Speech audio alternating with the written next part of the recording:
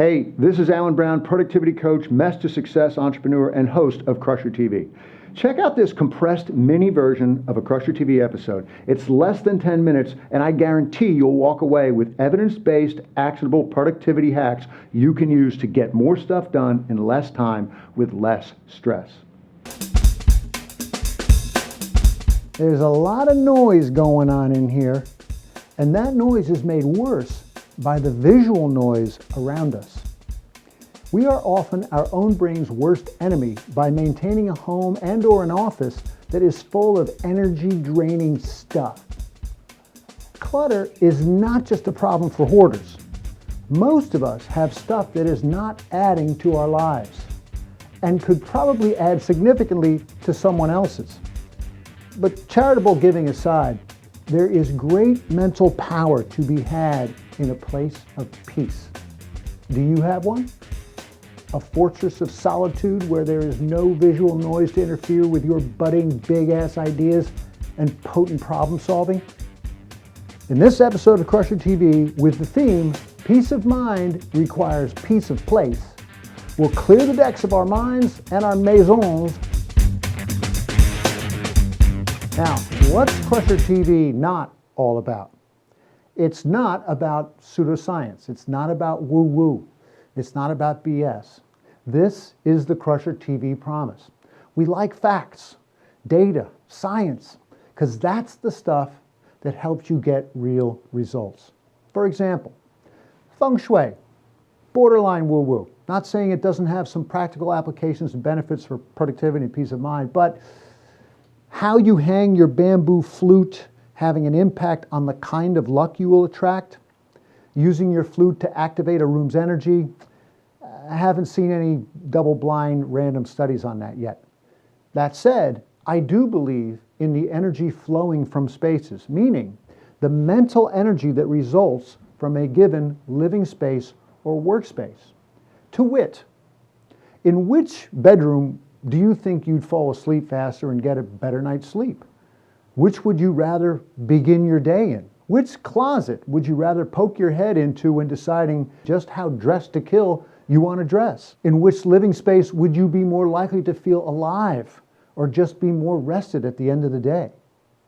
Now, these pairings are exaggerated, of course, and few of us live in homes featured in Architectural Digest, but the point is to amplify that the latter of each pair creates and preserves positive energy, and the former just drains it. And importantly, whether you live in a McMansion or a mobile home or a micro home, you can create an environment for more mental power and clarity. All the more important, therefore, that our place of work must be a place of visual peace. And tonight, I will share with you the indispensable keys to getting crap out of our way so we can focus more and think bigger.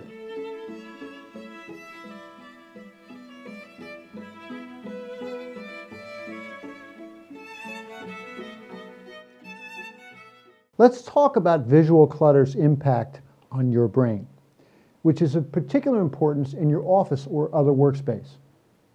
Now, many, if not most of you, may look around your office and say, hey, I like my stuff, I can find my stuff, and I'm pretty productive, so don't mess with me or my stuff. Well, hear me out. Research shows that any excess items in your surroundings can have a negative impact on your ability to focus and process information.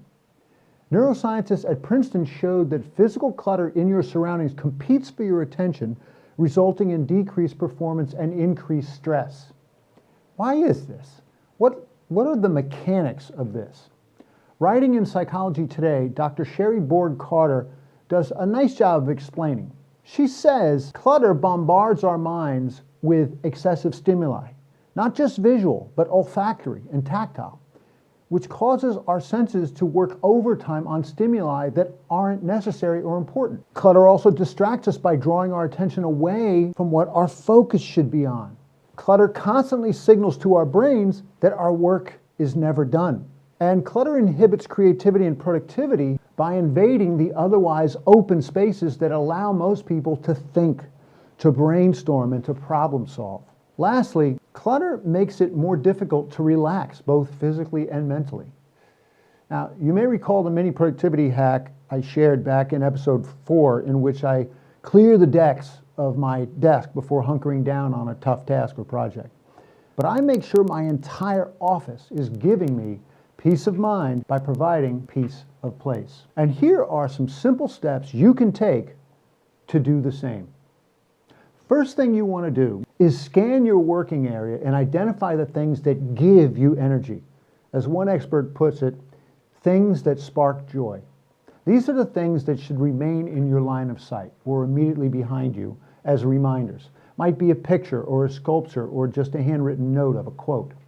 These things are like battery jumper cables, so don't take them lightly. Next, take some photos of your work area and spend a few minutes just looking at them. By seeing your space from different perspectives other than your everyday view from just your seat, you can better spot the most cluttered areas. With some clutter hotspots identified, you'll know best where to start discarding.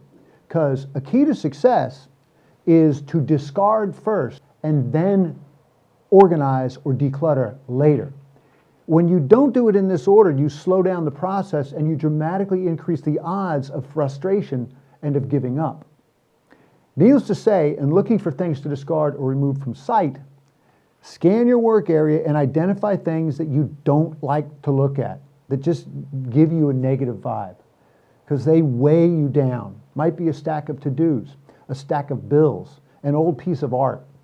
Get rid of them or take them out of your line of sight. Then look for anything that doesn't do anything. If you haven't used it in 6 months and it doesn't spark a joyful feeling when you look at it, it's probably useless. Trash it or donate it. And last, keep only what you need for a given day's work within arm's length. Everything else goes in a drawer or on a shelf. At the end of your declutterment, there's a good chance there'll be some items that you're on the fence about. You feel some attachment, you think you might need it at some point, and there's a hack for that. Put them in a box and stick the box in a corner, and 1 week later, try to remember what's in that box. Anything that you don't remember, probably okay to flotsam that jetsam. By the way, treat your computer desktop just like your desktop. Makes a really big difference. Think about the relative mental peace you have when you are visually confronted by nothing more than a blue sky or the surface of a lake or a nice open racetrack. Make the surfaces you work with more like that. Peace, baby. Yeah. Hey, hope you liked that very abbreviated version of a Clutter TV episode. Most episodes pack lots more useful tips from me and my guest experts into 20 or 30 minutes. And we put out a new episode just about every week.